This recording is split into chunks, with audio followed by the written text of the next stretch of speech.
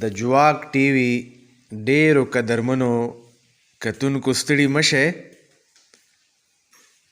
زه سلیمان کامل یو وار بیا ستاسو په درانه خدمت کې حاضر شوی یم. نن چې کومه ویډیو تاسو ته پیش کول غواړم دا په یوه معنی د خوشحالۍ زیری هم دی. د قدرمن استاد فیض الوهاب فیض صاحب نوې شعري مجموعه د ازغي ازغي موسم په نوم باندې چاپ شوه. د شعر او ادب ټولو مینانو ته زیر هم دی او د مبارکۍ موقع هم ده.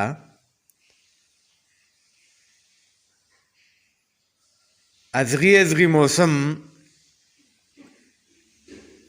د قدرمن مشر استاد فیض الوهاب فیض صاحب درېمه شعري مجموعه ده.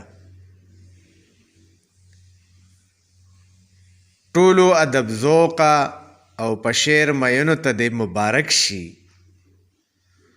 چونکه استاد فیض الوهاب فیض صاحب دا وخت په پښتو ادب کې یو منل شوی شخصیت دی چې د خپل رسا فکر، جوور مطالعه، قوي استدلال او تنقیدي ځیرکتیا له کبله په ټوله پښتونواله کې خپل یو شناخت لري او د ادب استادان او طالب علمان ورته یو شان احترام لري. د دوی که زیات نظر په تنقید دی ولې شاعري هم له پامه وتلې نه ده. دا کتاب یې په مارچ 2023 کې د ادبي دوستانو مرکه مردان او پښتو ادبي سنگر لخوا په مرکه پبلیکیشنز مردان کې چاپ شو. د کتاب کمپوزنګ ښاغلي ممتاز عثمان خیل او پروف ریډنګ یې ګران عبدالرؤف عارف صاحب کړی دی. د کتاب ټایټل ضیا آرټسټ جوړ کړی دی چې د 1000 په تعداد کې چاپ شوی دی او بیه یې 1500 روپۍ ده. د کتاب تړون د سید صدیق اکبر رضا په نوم شوی دی او شاهنواز تصویر او غزل جهان ته ډالی شوی دی. د تړون الفاظ یې دا دي: د سید صدیق اکبر رضا په نوم چې په تعلق یې ژوندی یم، او ډالۍ یې څه په دې ډول ده: شاهنواز تصویر او غزل جهان ته چې زما په خزان خزان ژوند کې د سپرلی د مست هوا په شان دي. کتاب ازغي ازغي موسم په 144 مخونو مشتمل دی چې د کلامونو تعداد یې 109 دی. په دې کتاب کې زیات غزلونه دي، خو د غزلونو سره سره نظمونه او په نظمونو کې پابند، آزاد او ترجمه شوي نظمونه شامل دي. ورسره قطعات او یو شعر هم د دې کتاب برخه دي. څنګه چې استاد فیض صاحب کومې پیژنګلو ته اړتیا نه لري دغه نمونه کلام هم په خاص او عام کې مقبول دی څنګه چې فیض صاحب د علم او عرفان په اعلی مقام فائز دی دغه شان یې شاعري هم سنجیده او میچه ور ده جواک ټي وي د دوی د دې نوي کتاب ازغي موسم نه د نمونې په توګه یو غزل یو تبزاد او یو ترجمه شوی نظم ستاسو په خدمت کې پیش کول غواړي راځئ چې واورو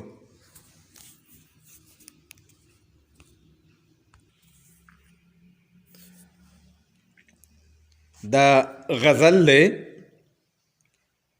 درد میں اظہار غواړي خو چاته به اظهار کومه درد میں اظهار غواړي خو چاته به اظهار کومه خار د بې دردو دی او زه پکې روزګار کومه درد میں اظهار غواړي خو چاته به اظهار کومه خار د بې دردو دی او زه پکې روزګار کومه ژوند تجربه وه او زما تجربه ښه ونه شوه ژوند تجربه وه او زما تجربه ښه ونه شوه خامي زما وه د بل چا نه وه اقرار کومه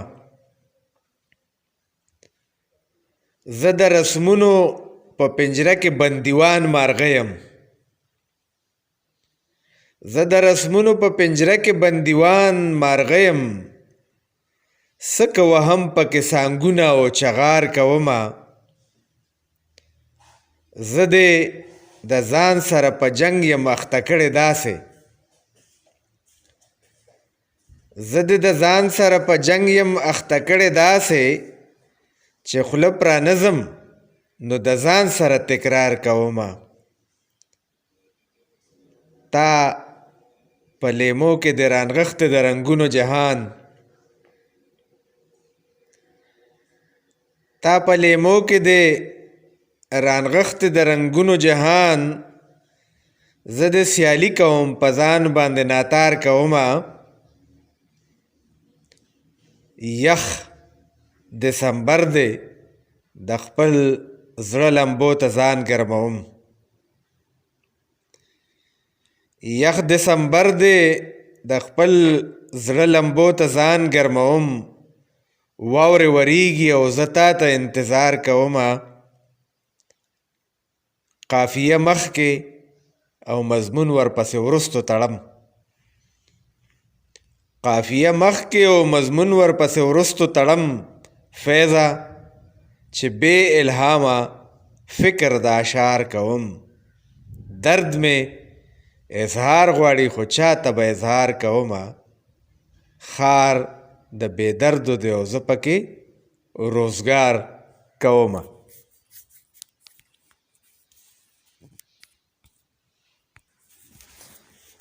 دا یو آزاد نظم هم پیش خدمت دی عنوان یې دی مفاهمت هغه خبرې راته څه لکوي هغه چې ما دي اورېدلي ستا د خولې نه مدام هغه زما زړه چې منلو ته یې نه دی تیار هغه خبرې درته څه لکوم هغه چې زه په خپل خیال کې ضروري ګڼمه هغه چې ستا زړه ته ښې نه پرېوځي زما ملګریه په ما ګرانه یې زما همدمه د ژوند غوښتنه دا ده زما ملګریه په ما ګرانه یې زما همدمه د ژوند غوښتنه دا ده چې د یو بل سره به مخه شړو ته هم زما نه بغیر نه یو پوره زه هم لتا بغیر نیمګړی یمه. داسې خبرې هم بلا ډېرې دي چې پرې زمونږه اتفاق کیدی شي. هغه خبرې هم په خپل ځای اهمیت لري ډېر. زما ملګریه په ما ګرانه یې زما همدمه، راځه چې وکړو اتفاق دواړه په دې خبره. راځه په دغه منځنۍ لار چې روان شو سره. راځه غوښتنې په نظر کې چې د ژوند وساتو. راځه سنګین ژوند ته چې وکړو فیصله سنګینه. راځه چې کړو د ژوند قصه رنګینه. ګنې نو بیا به ژوندون خپله فیصله اوروي. موږ به په خپلو رویو زوروي. زما ملګریه په ما ګرانه یې زما همدمه، راځه چې سوچ وکړو په خپلو رویو باندې لږ. راځه چې پرېږدو دغه شور دغه زوږ. راځه راځه چې کېږدو یو بل ته غوږ.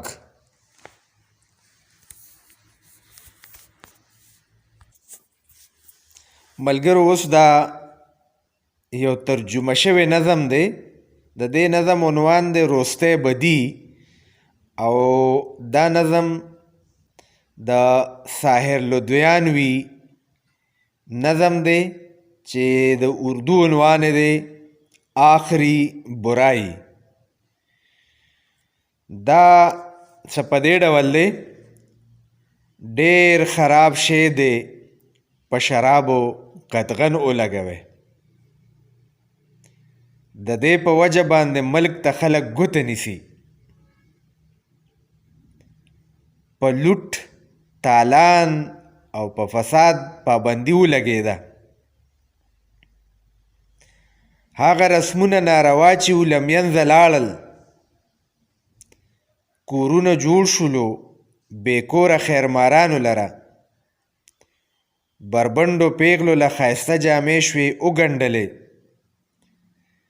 اوس په وطن کې څوک له خیره بې روزګاره نشته.